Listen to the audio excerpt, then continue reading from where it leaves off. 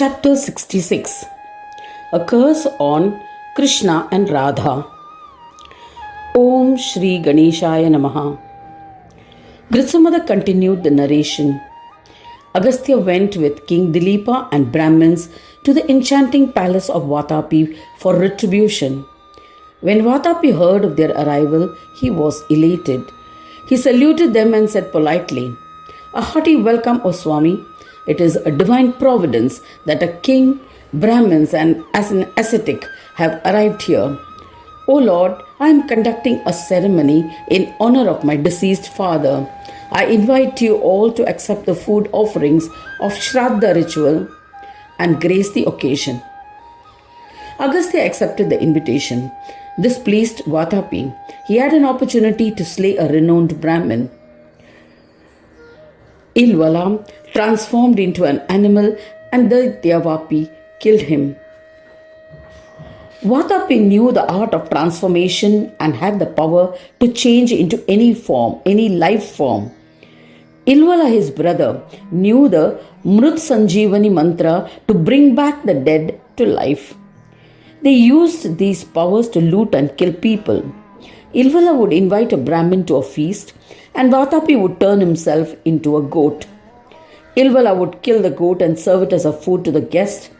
Once the unsuspecting guest had his fill, Ilvala would give a shout, "Watapi, come out." Immediately, Watapi would rip open the stomach of the guest and come out. Then the brothers would divide between themselves whatever belongings their victims were carrying. So Watapi had an opportunity to slay a renowned Brahmin now. Ilvala transferred into an animal, and the Daitya Watapi killed him. He ritualistically cooked a meal for Brahmins. As was his usual practice, he then added this meat. He performed puja of Agastya Rishi and all his followers as ordained and seated them on an asana. Agastya dug a thumb-deep hole in the ground. He placed all the food that had been cooked, using the body of Ilvala as its ingredient. The Daitya was astonished but observed silently. All the remaining guests were served regular tasty meal. Agastya was the only one served food containing Ilvala's meat. Agastya ate all the food which contained the fragments of Ilvala's meat. After the meal, Agastya chanted Vedic mantras to increase the digestive powers of his stomach. With the powers of mantras, the Daitya meat was digested. After the digestion, he released forcibly the apanavayu, the fart generated from the digestive process, making a loud sound. It is one of the 5 vital airs of vayu which goes downwards and out of the anus. All present were astounded. Agastya Muni then stood up to clean his mouth. He washed his hands and asked for an enormous amount of wealth. At that time, Watapi called out to his younger brother Ilvala, as was their usual practice. Eminent Agastya Muni said, "O wicked one, you are a slayer of Brahmins. He is dead. With the power of mantras, I have digested him. Now I shall kill you too." These words of Agastya terrified Asura Watapi. He fled. Agastya appointed a Brahmin as a king to rule his kingdom. He pursued Watapi, king of Daityas, to permanently eliminate him. To escape, Watapi sought refuge with Samudra. Samudra hid him in the waters of the ocean. Agastya followed him and threatened Samudra. He said, "Release Watapi or I will cast a curse on you." Samudra pleaded, "It's my inherent nature to protect anyone who seeks shelter within me. I cannot return him. Daityas seek refuge when they are terrified of devas. O eminent Muni, I had offered asylum to mighty mountains earlier and never returned them. O compassionate one, I plead you to have mercy on me. I pray with my palms joined that you return without the Daitya." Agastya Muni was enraged as he felt that Samudra was behaving arrogantly. He thought, "He has never behaved so arrogantly before. I must teach him humility." Resolving thus, he surrendered to Vidhata He offered pranams to Jagadguru Brahma. He said, "O Swami, Watapi is the slayer of Brahmins. He is hiding in the ocean. Samudra is intoxicated with pride. I am going to dry up the waters of the ocean. Please tell me a solution, O Brahmadeva. I shall strive to implement it. You are omniscient and the Pitamaha of this world." Hearing the words of Agastya, Vidhi was delighted.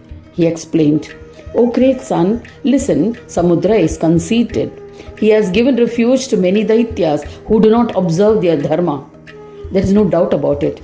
O son, it was wrong on his part to offer protection to Watapi, yet he did so. If you wish to dry him up, you must surrender to Ganapa." Listening to his instructions, Agastya asked Pitamaha, "Why do we scorn other devas and only worship Ganapa?" Brahma explained, "In this context, I shall narrate the sin-destroying legend of Ganesha. Ganesha is the creator of obstacles, the Vignakarta, and also the destroyer of obstacles, Vignaharta. There's no doubt about it. That's why he is referred to as Vigneshwara in the Brahmanda. Obstacles or Vignas have the essence of authority. Their Lord is Ganeshwara. This is why I consider him as the absolute authority. There is another thing. Listen, O son, he is also referred to as Vinayaka. He is without a master. Other chiefs worship him for fulfillment of their deeds. He is absolute authority and has no leader. He is completely independent. He has created the entire world from his Amsha and Kala Amsha. Each magnificent aspect created from Kala Amsha wields its own authority. Samudra is one such magnificent Kalamsa. Hence, O son, we are unable to influence him. In this context, I shall narrate a historical event which will dispel all your doubts. In Goloka, the mighty Krishna, the Lord of Devas, revered by all, lived with Radha and other residents. He had destroyed arrogance of all by his prowess. He was a protector and inherently devoid of any obstacles. In the same manner, Radha had destroyed arrogance resulting from beauty of all women. She herself was revered by all and was devoid of any obstacles. As a result of enmity with formidable asuras like Tripura and others, and competition amongst themselves, Shiva and other devas faced obstacles and needed to seek asylum with others at some time. However, Krishna was never compelled to seek asylum with anyone. This had made him extremely arrogant.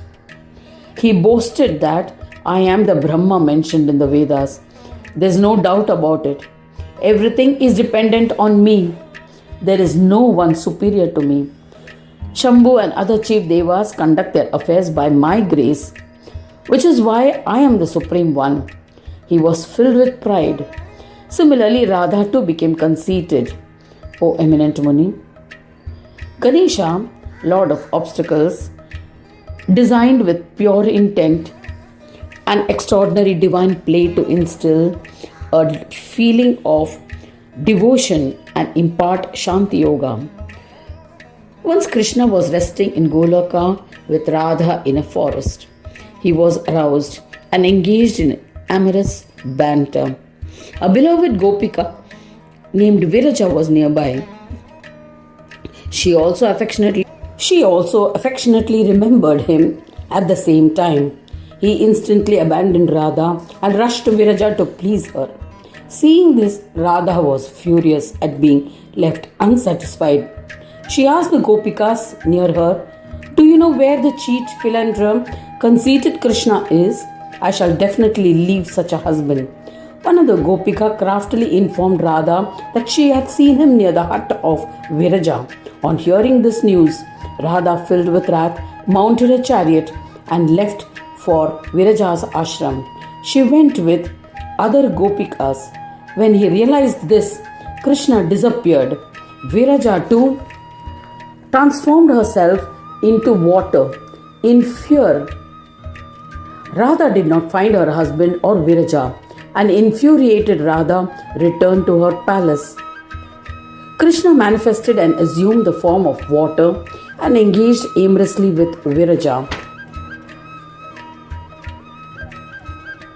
Gopika, a feminine form, and engaged amorously with Viraja. He delighted and satisfied her. He then returned to Radha. Radha rebuked at the door. She said, "O philanderer, why have you returned to me? Now go back to Viraja. I shall never touch you again. I have created this Goloka with my powers. You are not welcome here. You may go wherever you wish." Banishing and condemning him in this manner, the furious Radha pronounced a curse on him. "You will fall into Mrityu-loka." Krishna's friend Sridama, who was the leader of gopis, retaliated and scolded Radha. Radha, filled with wrath, cast a curse on him as well. "You will become an asura." Sridama was also enraged. He responded by immediately pronouncing a curse on Radha. "O Radha, you will be born as a woman in Mrityu-loka. You will be separated from Krishna and will suffer the agony of separation for 100 years. Thus ends the 66th chapter titled The Curse on Krishna and Radha in the second khanda of the Purana Upanishad Srimad Mudgal Puran, describing the legend of Ekadanta. Dedicated to Sri Gajanana. End of chapter 66.